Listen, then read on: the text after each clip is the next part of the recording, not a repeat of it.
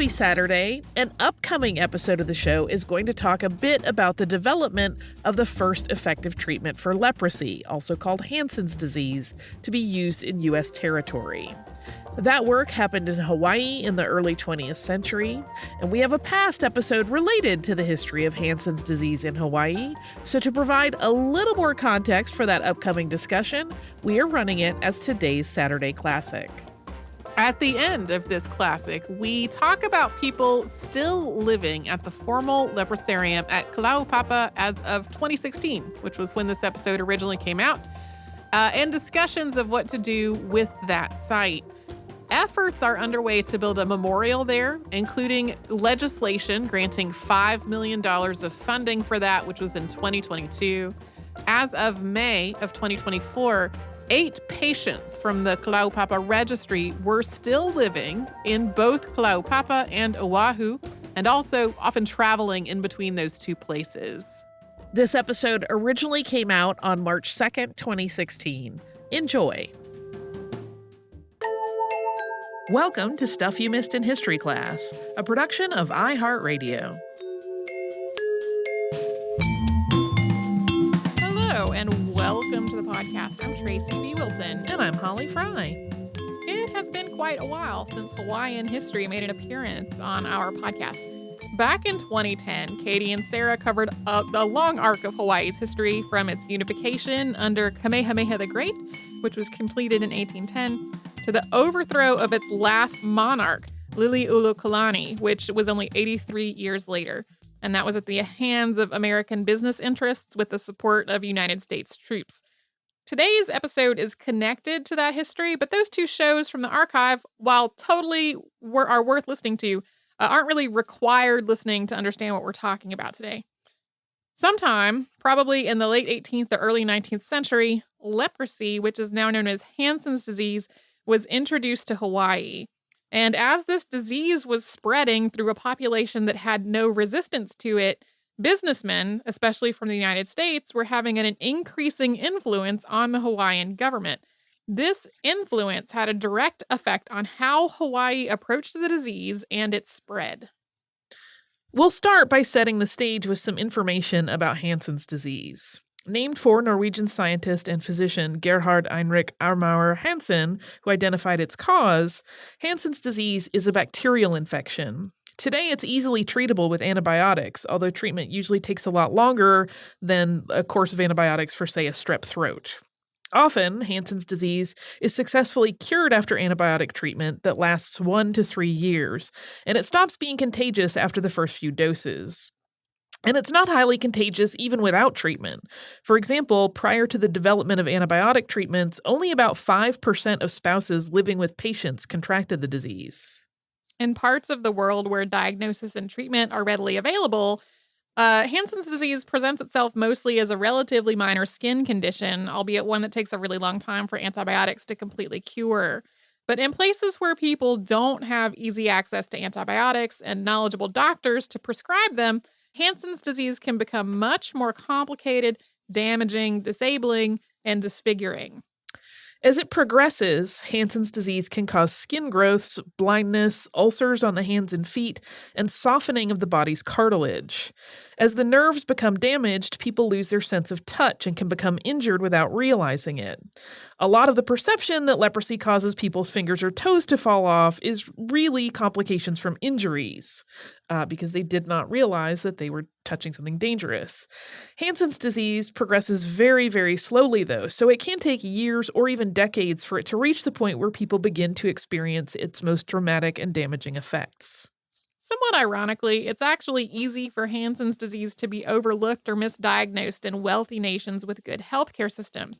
This is mostly because it's rare enough that physicians in a lot of the world don't ever see it in their daily practice. So when somebody shows up with this sore that feels kind of numb, they misdiagnose it as other more innocuous things. As was the case with scarlet fever, tuberculosis, and many of history's other most feared but now treatable diseases, before the discovery of antibiotics, leprosy was regarded much, much differently. Before Dr. Hansen discovered that it was caused by bacteria in 1873, people thought leprosy was caused by everything from sinful behavior to curses. People with the disease were considered unclean, and of course, people recognized that it was contagious. We're not going to get into all of the various things that humanity tried while looking for a cure to Hansen's disease, but if you're interested, the podcast Sawbones has an episode on it that we'll link to in the show notes. However, that combination of a contagious disease with an unknown cause, no effective treatment, and terrifying effects when left untreated meant that for centuries, a lot of societies around the world treated leprosy through lifelong quarantine of anyone who was believed to be infected. This was particularly true in Western societies, in part because, beginning in the medieval period, people started to interpret biblical instructions to shun and separate people with a skin condition as being in reference to leprosy. The root of this was a Hebrew word that really encompassed multiple conditions, including things that were pretty benign even at the time, like vitiligo. Often, the resulting quarantine zones, which came to be called leper colonies or leprosaria, were basically places where people were sent to die out of the sight of the rest of society. There are actually colonies still in existence today, and because of the deep stigma that still exists about Hansen's disease in some parts of the world, some of the people living in them have been completely cured but have not been allowed to return to society. Hansen's disease was first diagnosed in Hawaii in 1848, while Hawaii was still a constitutional monarchy. And for nearly 20 years after that first diagnosis, Hawaii's approach to patients was completely different from in Europe and North America. A central part of Hawaiian culture is the idea of ohana, which is a person's immediate and extended family, including people related by marriage and adoption. Also important is the idea of the place where a person was born. So for years, when a person was diagnosed with leprosy, their family pulled together to take care of them, at home, surrounded by their ohana, and in the place where they were born. The idea that you should be disgusted by leprosy was so ingrained in Western culture that the fact that Hawaiians were not disgusted became cause to stigmatize Hawaiians as a whole. According to Western thinking at the time, the only normal response to leprosy was disgust, and the fact that they weren't repulsed meant that native Hawaiians must be less than civilized. In the decades after the first diagnosis of leprosy in Hawaii, white business interests, particularly American business interests, had a bigger and bigger influence on the Hawaiian government. This influence started decades before the Hawaiian monarchy was overthrown. White men established Hawaii's first Board of Health. And in 1865, under pressure from the Board of Health, the king and the Legislative Assembly passed an act to prevent the spread of leprosy. This act authorized the government to purchase land to be used as a leprosarium, along with the creation of a hospital. It authorized the Board of Health to arrest and confine anyone with leprosy. It basically criminalized leprosy and sentenced anybody who was deemed to be incurable to confinement for life. On the island of Molokai, a portion of the peninsula of Kalaupapa, which at the time was better known by the name Makenaluna, was acquired for the leprosarium. Overwhelmingly, the people who were sentenced to live there under the act were native Hawaiians. That was 97% of the people exiled within the first 20 years after the act was passed. And this exile was particularly harsh punishment for the people who were sent away. Being sent to the leprosarium cut off a person from their ohana and from their place of birth.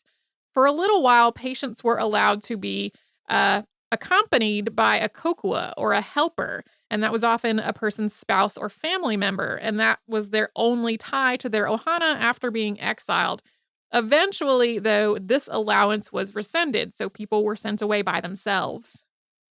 Being separated from a person's family and place of birth did not stop once a person was at Kalaupapa. People exiled to the peninsula met, married, and had children there, as did spouses who were exiled there together. These children were removed from their families and placed in adoptive homes, usually on other islands entirely, and they were often not told who or where their birth parents were. In the words of a 1913 public health report, quote, "The children that are born to these unions are at once removed to clean surroundings and are cared for by the territory until they become self-supporting." The rest of that report, by the way, is all about how generous the Hawaiian government had been to give people this well-appointed isolation in an island paradise, decrying the notion that it was a prison. while also blithely talking about how anyone who escaped from it would be apprehended by police and returned. So the idea that you would just cut somebody off from their home and their family and send them away to be quarantined is completely antithetical to Hawaiian culture's ideals and values. In fact, the exile was so disruptive and traumatic that the literal meaning of one of the terms for leprosy in Hawaiian is the separating sickness. Another term also translates to Chinese sickness from the belief that it was introduced by Chinese immigrants. In addition to the fact that this punishment for having leprosy was particularly harsh in light of Hawaiian culture, there was also no real medical care available in the colony from 1865 to 1873. And the care available from 1873 until the 1880s was pretty minimal. In 1893, one family in particular violently resisted the effort to remove them to Molokai. We'll talk about that after we first pause for a brief word from one of our sponsors.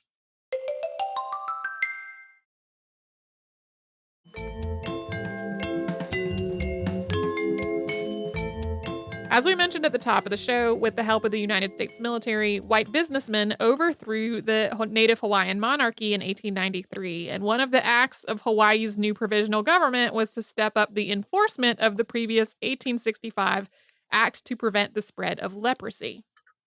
A small community had been living in Kalaupapa Valley, Kauai, including several people with leprosy, and it had become sort of an unofficial leprosarium, populated by patients and their families. The government knew they were there, but they hadn't done much to force them to move before 1893. However, Attorney General and President of the Board of Health William Owen Smith issued orders for the people of the Kalaupapa Valley to be moved to Kalaupapa on June 24th, 1893. Sheriff Louis H. Stolze was to lead the operation. First, the sheriff visited Kalalau and tried to persuade the people living there to move to Kalaupapa, where, in the words of the Hawaiian Gazette on July 4th, 1893, quote, they would be properly looked after by the government. Several of the people who were living there did agree to go, but a couple of them refused. One of them was a man known as Ko'olau, whose full name was Paniolo Kaluai o Ko'olau. Health authorities had learned that Ko'olau had contracted leprosy the year prior and had told him that he would be relocated to Kalaupapa. At that point, he moved to Kalalau with his wife and son, who also had leprosy, and said that he would kill anyone who tried to separate him from his family. Since the sheriff had gotten all but 2 patients to agree to be removed to Kalaupapa, he left, intending to return later to convince the last holdouts. Once he left, though, Ko'olau started trying to convince the rest of the colony that they should stay where they were. One reason, he had previously been told that his wife, Pi'ilani, would accompany him as kokua, but a deputy had informed him that this would in fact no longer be the case. Gradually, Ko'olau convinced many of the residents of Kalalau to stay. When the sheriff returned with a constable a couple of days later, he was surprised to find that most of the residents were no longer willing to come with him. He temporarily deputized some of Kalalau's healthy residents to serve as guides once he returned with reinforcements to try to remove the entire community. While he was away, Ko'olau and several others began planning to resist the sheriff. And when the sheriff came back, violence followed. Historical accounts differ significantly on what happened and how this played out. One newspaper reports that another patient deliberately lured the sheriff to where Ko'olau was hiding in order to kill him. And another reports that the sheriff was about to kill another patient when Ko'olau fired his gun in an effort to protect that man. Pi'ilani's own account is that Ko'olau had heard that the sheriff was under orders to kill him if he resisted, and so he was defending himself. Whatever the details, the result was that Ko'olau shot and killed Sheriff Stolze. The government responded by implementing martial law and mustering a force of about 35 armed men to force the relocation out of the makeshift leprosarium.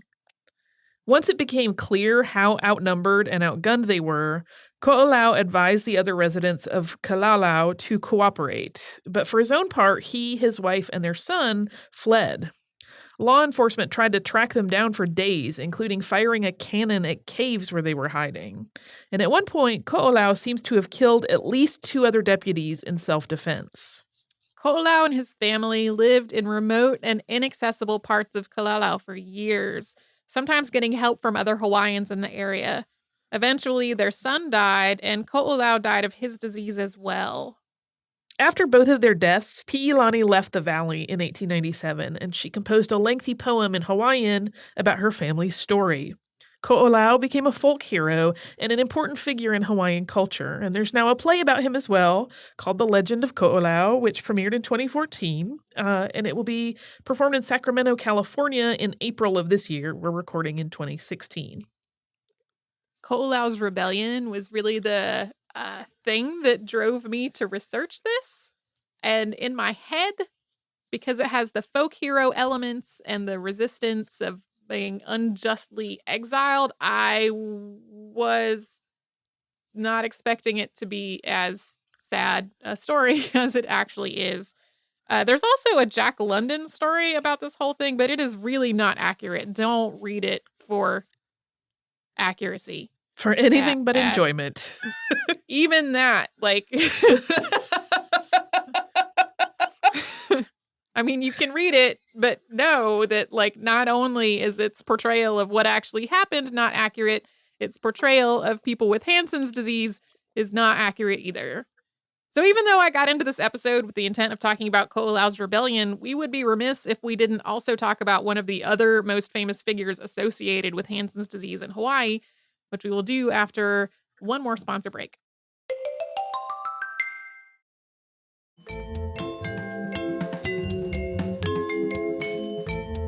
There is another famous figure associated with Hansen's disease in Hawaii for completely different reasons, and that is Father Damien. Father Damien was born Joseph de Veuster in Belgium in 1840, and he became a priest in the Congregation of the Sacred Hearts. Joseph's brother was assigned to missionary work in Hawaii, but when it came time for him to depart, he was too sick to go, so Joseph went in his place. On March 19, 1864, Joseph arrived in Honolulu. He took the name Damien when he was ordained there at the end of that month, and he spent several years in ministry on the island of Hawaii. In 1873, he heard that priests were needed to help leprosy patients on the Kalaupapa Peninsula. Father Damien volunteered to go, and he was the first priest to arrive at the peninsula in response to this particular call. 3 other priests followed shortly thereafter. There had been other religious workers and caregivers on the peninsula prior to this point, but as we noted earlier, 1873 was really the first year that there was any real medical care available there at all. Once he got to the Kalaupapa Peninsula, Father Damien became one of the many religious caregivers who tried to give the Hansen's disease patients exiled there a better quality of life. He tried to attend to both the spiritual and the physical needs of the patients. In addition to taking care of sick people, bandaging their sores, and providing comfort and counsel, he helped to build houses and a water system and to organize schools and social events. He also added a wing to his church. About 3 years into his time at the leprosarium, Father Damien was made the interim superintendent of the colonies, basically the administrator in charge. That followed the death of the previous man to hold the post. He wound up being removed in favor of a patient named William Sumners, who was half Hawaiian. There was also some controversy over a minister that Father Damien had arrested during this time. The minister alleged that Father Damien's treatment of him had been arbitrary and that his demeanor in his post of superintendent was overbearing. Several years after he arrived on the peninsula, Father Damien contracted Hansen's disease as well. This was due to the years of hands-on care he had provided patients. And he died on April 15th of 1889 at the age of 49. He saw his contracting the same disease as the people he had spent more than a decade trying to help as the will of God. There have also been some more practical explanations put forth, which was that he apparently was kind of cavalier about maintaining his own hygiene during a lot of this hands-on care. In 1936, Father Damien's remains were exhumed and returned to Belgium. His body hadn't been returned there upon his death because travel to and from the peninsula was so rare. The remains of his right hand were returned to his original burial site in Hawaii in 1995, and he was canonized as a saint in the Catholic Church in 2009. Although Father Damien was definitely one of Hawaii's most famous religious caregivers at the leprosarium, the way his story is retold today often has some problems. Basically, it's made to seem like everyone lived in squalor, too lazy or ignorant to care for themselves, until Father Damien got there and started fixing things himself and advocating for better treatment. This is really not true. Native Hawaiians had been petitioning for the creation of regional leprosy hospitals since the 1860s. And the reasons for why the colony on Kalaupapa hadn't become self-sufficient prior to Father Damien's arrival really had nothing to do with ignorance or laziness. A lot of the first patients mistakenly believed that their exile was temporary, so they didn't start planting crops that they thought wouldn't even have matured by the time they got to go home. Others understood that their sentence was lifelong, but thought that this was just so unjust that surely it would be overturned soon, allowing them to leave. Also, the part of the peninsula that was originally set aside for the leprosarium didn't really include that much farmland. The nearby farmland that did exist was leased to healthy farmers, or in some cases, the king. Once farmland was turned over to the residents of the leprosarium, patients started using the fields as a route to escape because the way through the cliffs was less treacherous from there. This led the government to forbid people from living close to the farmland, which made it harder for people to actually farm. So there are lots of reasons of wishful thinking and miscommunication and resources that all tied together to why Kalaupapa was not really that self-sustaining before Father Damien got there. So basically, it is clear that Father Damien did very real and compassionate work in Hawaii, and that in a lot of ways, his work with Hansen's disease patients was both tireless and selfless. But it is really not accurate to portray it as though he swooped in and saved all of these Hawaiians from themselves. From the time of its establishment, roughly 8,000 people were sentenced to exile on Kalaupapa. Many of their names are unknown because of spotty record keeping, and only about 1,000 of them were buried in grave sites that were marked with tombstones. The peninsula's 14 different graveyards accommodated burial traditions from numerous religious faiths, including Catholics, Protestants, Mormons, Buddhists, and the Hawaiian religion. And the engravings that do survive on some of the tombstones also reflect the languages of the people who were sentenced to confinement on the peninsula. They include Hawaiian, Japanese, Chinese, and English. Leprosy was finally decriminalized in Hawaii in 1969. The National Park Service designated the peninsula as a national park in 1980. As of May 2015, there were still 16 people who had lived in the colony who were still alive, including 6 who were still voluntarily living in the colony itself. And we haven't really addressed it before. There are people in parts of the world who are still living in leprosaria who are not permitted to return to society. But then there are other people who, having lived in a place for their whole life, feel like it's their home and don't really want to leave. So there are lots of different reasons for why people are still living in leprosaria when there's not really a medical reason to keep them quarantined. There's also a really passionate debate going on exactly what to do with the former leprosarium site once the 6 people who were still living there have passed away. There are basically people, it's a national park currently, and there are people who want to make it easier and more accessible for people to be able to visit the park. But then there are other people who feel like an increasing number of tourists would ruin the rather remote and tranquil atmosphere that exists there now. So that is some Hawaiian history and some medical history all rolled together. Yay. Yay, although a lot of it is sad. Well, that's how I feel about it. As I mentioned before one of the breaks, as I was deciding what to talk about today, I have a fondness for folk heroes, and often folk heroes stories, while sometimes have a tragic end, are often uplifting in their tenor. Yeah. They often come off as an inspirational story. And Ko'olau is definitely a heroic figure in Hawaiian history and Hawaiian culture. But then all the things that you have to explain to make sense for why that is are really upsetting.